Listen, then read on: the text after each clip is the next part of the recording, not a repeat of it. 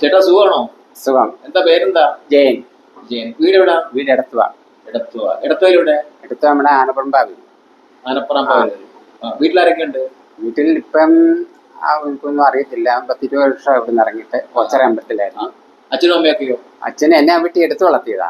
അവർക്ക് 2 ആണും 1 പെണ്ണും ഉണ്ടായിരുന്നു. എത്രാമത്തെ വയസ്സിൽ? കൊച്ചിലേ ആയിരുന്നു. അവരെന്നെ 10ാം ക്ലാസ് വരെ പഠിപ്പിച്ചു. അങ്ങനെ ഇപ്പൊ അച്ഛൻ മരിച്ചപ്പം മൂത്ത ചേട്ടനും കൂടെ പ്രശ്നം ഉണ്ടായി. ആദ്യത്തെ പ്രഹരമായിരുന്നു ഇത്. കൈയുമായിട്ട് അന്നും വേലക്കാരൊക്കെ ഉണ്ട്. നമ്മൾ സ്വന്തം നല്ലതായിട്ട് വളരുമായിരുന്നു. അപ്പം നമുക്ക് പിണയൊന്നും അറിയത്തില്ലായിരുന്നല്ലോ. അന്നപ്പം പശുവിനെ കുളിപ്പിക്കണം. അപ്പൊ അങ്ങനെ ഓരോ വീട്ടിലെ ചാണകം വരണം, അങ്ങനത്തെ പണികളൊക്കെ നമ്മളെ കൊണ്ട് ചെയ്യിക്കാൻ തുടങ്ങി.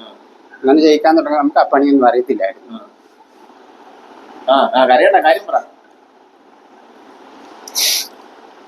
അറിയാൻ വയ്യാത്ത പണി ചെയ്ത ചേട്ടനും ചേട്ടത്തിക്കോട്ടെ ആഹാരം പോലും തരാതെ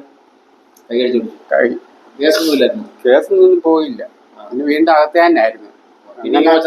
പിന്നെ ഓച്ചറ എങ്ങനെ ഇച്ചിരി പൈസ കിട്ടി ഓച്ചറ റെയിൽവേ സ്റ്റേഷൻ ചാകാനായിട്ട് വന്നു. അപ്പൊ ഒരു സ്വാമി അന്ന് എന്നെ രക്ഷിച്ച് ഓച്ചറ അമ്പലത്തിലായിരുന്നു. ടിക്കറ്റ് എന്റെ അച്ഛനും അമ്മയും എനിക്കറിയത്തില്ല ആരാണ്. ഞാൻ ഇപ്പോഴും ആവും. എന്നെ ജനിച്ചവരെന്നെ എന്നെ അതിൽ ഉപേക്ഷിച്ചു. 53. ഓച്ചറ അമ്പലത്തിന്റെ ആഡിറ്റോറിയത്തിന്റെ തൊട്ട് അങ്ങ് അപ്പുറം ഒരു ചായക്കട ഉണ്ട്.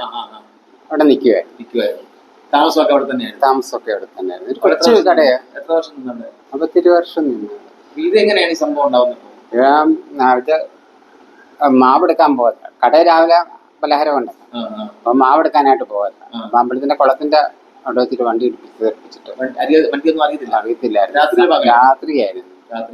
പിന്നെ ആരാ രക്ഷിച്ച്? അവിടുന്ന് 2 പേര് വന്ന് രക്ഷിച്ച് അല്ലെങ്കിൽ കായംകുളത്തും ഉണ്ടാക്കി.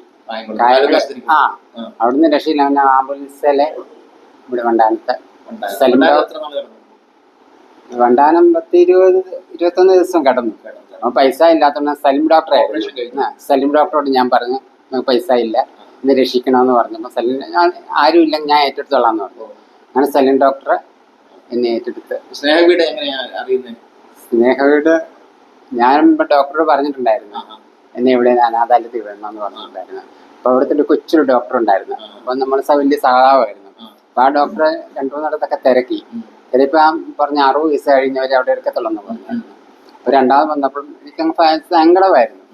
എവിടോട്ട് പോകും, ഡിസ്ചാർജ് ചെയ്ത് എവിടോട്ട് പോകുന്നുള്ള ഇതിലെ ഫ്ലൈറ്റ് ചട്ടനുമായിട്ട് അങ്ങോട്ട് വന്നു.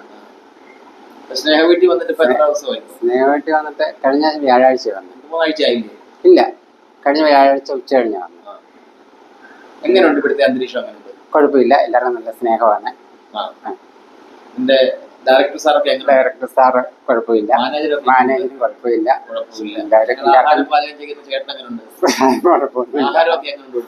ആരും കുഴപ്പമില്ല. ഇവിടുത്തെ മറ്റുള്ള ഈ കിടക്കുന്ന റൂമുകളും കുഴപ്പമില്ല, എല്ലാത്തിനും നല്ല പ്രാർത്ഥനയൊക്കെ ഉണ്ട്. സുഖം കിട്ടുന്നുണ്ട്. അപ്പൊ ഇവിടെ നിന്നിട്ട് പൊതുവെ നല്ലൊരു അന്തരീക്ഷമാണ്. വന്നിട്ട് സംഭവത്തിൽ നല്ല പ്രോഗ്രസ് ഉണ്ട്. വ്യത്യാസമുണ്ട്.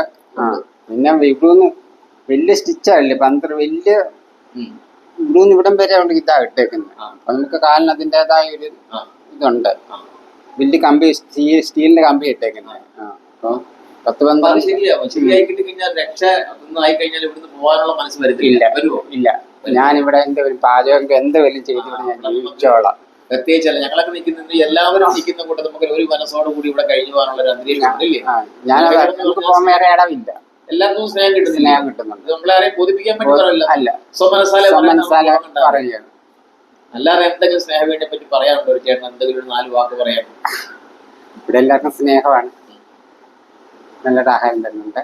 എല്ലാവരും നല്ല കാര്യമായിട്ട് എന്നെ നോക്കുന്നുണ്ട്. എല്ലാവർക്കും നല്ല സ്നേഹമാണ്. ഏകദേശം കാത്ത് രക്ഷിക്കും. ഞങ്ങളും പ്രാർത്ഥിക്കാം. നിങ്ങൾ എല്ലാവരും പ്രാർത്ഥിക്കുന്നുണ്ട്. നല്ലത്.